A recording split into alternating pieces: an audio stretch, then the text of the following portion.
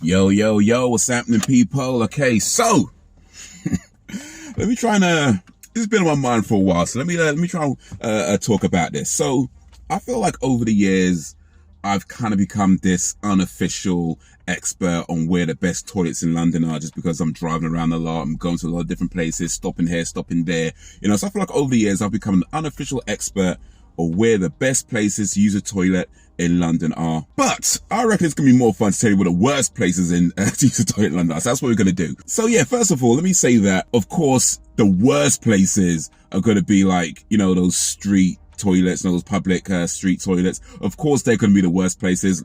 I leave that because everybody knows they're the worst places. I don't think anybody uses them aside from crackheads. Like that, you know what I mean? If you see anybody going into one of those toilets, it's a crackhead. Like, that's it. Like, not even homeless people use those toilets. Like, homeless people have much more dignity than use one of those toilets. They'll piss in a phone box like normal people. You know what I mean? So listen, if you've never pissed in a phone box, you've probably not been on a night out in London. So it's what it is. Anyway, so yeah, obviously those are going to be the worst places to use a toilet in London. I want to talk about some of the maybe not so obvious places that you might not think to have bad toilets, but actually they need to do some improvements. That's what I want to talk about. And in no particular order, oh, by the way, coffee check, it's a latte today. So yeah, that's what we're doing today. But in no particular order, let me start off with BP. Now I'm going to put just a little bit of a caveat with BP, because not all BP toilets, not all. In fact, honestly, most of them that I've been to, I'll say are actually pretty good. They're spacious, they're usually clean, especially considering it's a fuel station, a petrol station.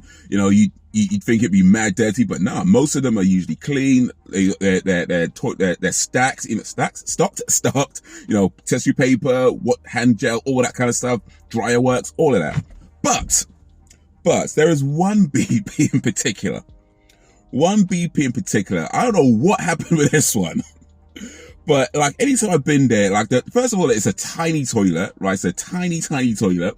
You go in there and I swear there is always water on the floor. At least I hope it's water. Let me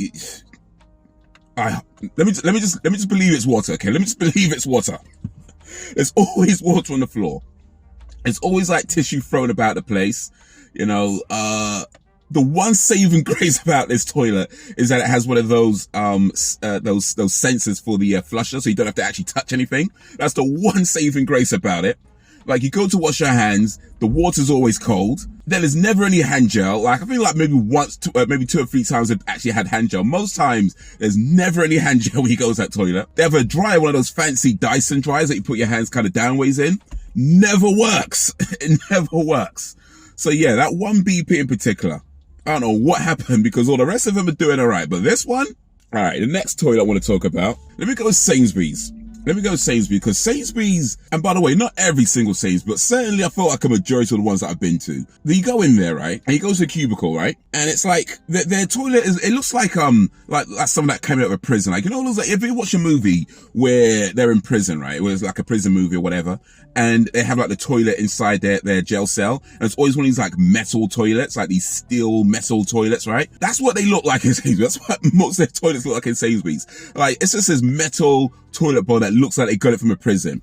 And then the seat is either broken or missing. It's just like, and it's, well, not always, but a good few times they're usually like dirty as well. What else? Like, the doors are like, you go in, you try to shut the door behind you, and the latch is broken. Like, bare times I've been in there, the latch is broken. One time I went to one Sainsbury's and the door was literally off the hinges. Like, somebody had taken the door or broken the door or whatever, but it was off the hinges, and the door was just kind of left there on the side. Like, is nobody going to fix this? Like, it's just there. It's just there. Like, what is this? Like, the door was off their hinges. Their sinks at least work though. I think you give them credit where credit's due. They usually have sinks, they usually have hand gel as well, and the dryers usually work. So they're doing something right. This next place, however, Tesco's. Now, again, not all Tesco's. Some of them are pretty good, but bare times I've been to a Tesco's, right? And first of all, like the cubicle, you go in there, and they don't have no seats. And the first time I saw it, I was kind of like, maybe the seat was broken or stolen, like in Sainsbury's. But no, they actually made that way. They make these toilets. It's just a ceramic bowl with no seat.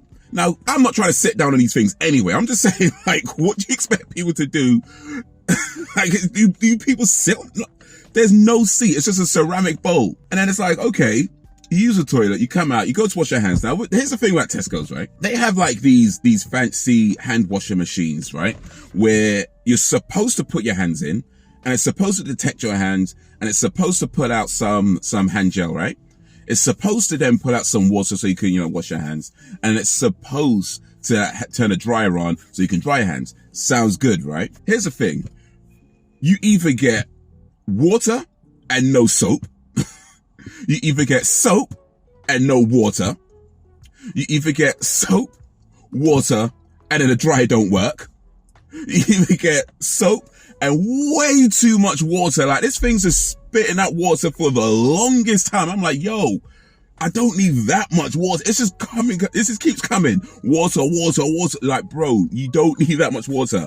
And then again, either dryer don't work, or the dryer comes on and it's cold air, or the dryer comes on and it lasts for like 2 seconds and it turns itself off. I feel like most times though, it's like water comes out, then the soap, then more water comes out, and then the dryer don't work. Like that, you never get all three in a reasonable amount. Like most times I end up having to go to like the baby changing toilets or the disabled use toilets and use a proper sink and dryers and soaps and things like that there, because like, I don't know what engineer they got, but it's like, not even just one Tesco's where you can say like, oh, maybe it's just this one. No, like bare Tesco's is like that. Either the soap comes out, no water, the dryer comes on, not for very long, water comes out, no, it's you never get all three in a reasonable. Every now and then you get Tesco's that just uses a proper regular sink and dryer. It's like, calm, fine, I can do that, right? I can do that. But those fancy hand sink things that they use in a lot of these Tesco's, like, nah, it either get them to work properly or just don't bother with them. You know what I mean? Like, that's how it should be. All right. Anyway, what other places? So I'm going to say Costa as well. Now, the thing about Costa is their toilets aren't bad, right? They're not bad. They're just not as good as they should be. Because Costa are so overpriced with their drinks. Let's keep it real. I mean, I like Costa. I ain't trying to say that they got good food, they got good drink, all that kind of stuff, but they're kind of overpriced. Especially when it's like, you're looking at, like a Starbucks or something, and it's like, yo, you really don't need to pay that much. Like, you're a good, like, £1, £1.20 over what Starbucks might be charging. So they're kind of overpriced. But okay, fine. They're everywhere. They're convenient to use. I like Costa. I ain't saying that. But for the money they charge for their drinks, you should have better toilets. Like, first of all, it's like, most of them only have one toilet. Like, or I say most, at least out of the ones I've been to, they just have one toilet. So it's the same toilet for, disabled use, men, all that. It's the same toilet. And that's not a problem. That's fine. I don't mind that at all. In fact, that's a good idea as far as I'm concerned. But, but it's like, first of all, like, then you go in there again, water on the floor.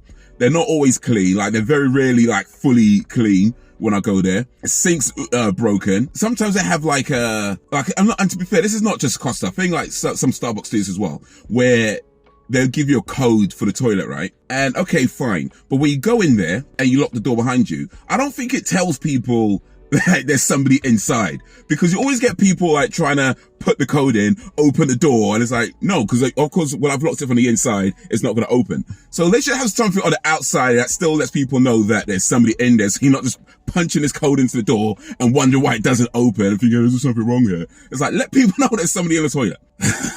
But yeah, they got like broken sinks, like you try and turn the sink on and it's like, when you try to turn a tap and the whole tap moves, like try to twist like the tap thingy and the whole tap just moves. And it's like, bruh, come on, man. Why? All right. You know what? Let me, actually one second. Let me think. Is there any more bad toilets I can think of? No, I think that's going to be it for the bad toilets. I think it's going to be it. Let me say a few good toilets though. So, you gotta also give credit where credit's due. So let me shout out a few good toilets. Like I said before, BP are actually pretty good for the most part. Just that one place. BP are pretty good. Shell actually are pretty good as well. Again, it's a fuel station, so you might think, oh, it's going to be disgusting, but no, most part, they're pretty good. Their toilets are pretty good. Again, spacious, usually clean, usually stocked as well. So yeah, shout out to Shell as well. Of course, like hotels and, you know, airports and things like that, they're going to have the best toilets because, you know, they have people that they can pay to keep clean all day, every day and stocked up and things like that. So yeah, those are obvious ones when it comes to best toilets. Less obvious, I'd say, yeah, BP, Shell, Starbucks, usually pretty good as well. Nero, Cafe Nero, gotta give credit where credit's due. To be fair, I haven't been that many Cafe Neros because they're so inconvenient to get. Like the shop itself is, well, I don't know, maybe for some people it's fine, but for me, I find them inconvenient to get to. So there's only really a few Cafe Neros that I've been to.